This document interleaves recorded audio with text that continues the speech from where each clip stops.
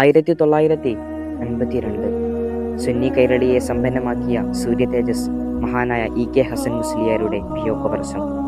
ആത്മാവില്ലാത്ത സമസ്ത എന്ന പരിഹാസകാവ്യം ശത്രുവാനങ്ങളിൽ അലയടിച്ചു വന്നു.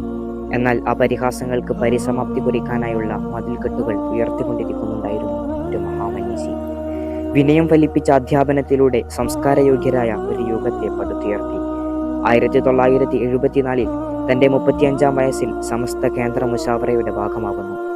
മാനവിക നിരാസത്തിന്റെ ആശയധാരകൾ ഇസ്ലാമിന്റെ മേൽക്കുപ്പായമണിഞ്ഞ നാളുകളിലൊക്കെയും അന്തിപ്പകലില്ലാതെ പോരാടി.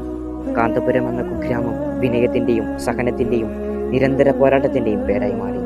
ഗ്രാൻഡ് മുഫ്തി ഓഫ് ഇന്ത്യ എന്ന പദവിയും മലേഷ്യ അടക്കമുള്ള അന്താരാഷ്ട്ര രാജ്യങ്ങളുടെ പുരസ്കാരവും അദ്ദേഹത്തെ തേടിയെത്തി.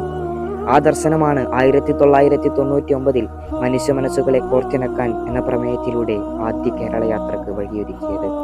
സമാനതകളില്ലാത്ത വിപ്ലവാത്മക പ്രവർത്തനങ്ങളിലൂടെ 2012 മറ്റൊരു കേരള യാത്ര. മാനവികതയെ തൊട്ടുണർത്തുന്നു എന്നതായിരുന്നു ആപ്തവാക്യം. പതിറ്റാണ്ടുകൾക്കിപ്പുറം വീണ്ടും ഒരു വസന്തം കേരള മുസ്ലിം ജമാഅത്തിന് കീഴിൽ കടന്നു വരുന്നു. മതവർണ്ണവർഗങ്ങൾക്കതീതമായി മനുഷ്യർക്കൊപ്പം എന്ന ശീർഷകം കേരളം ഒഴുക്കയിൽ സാക്ഷ്യം വഹിക്കുന്നു.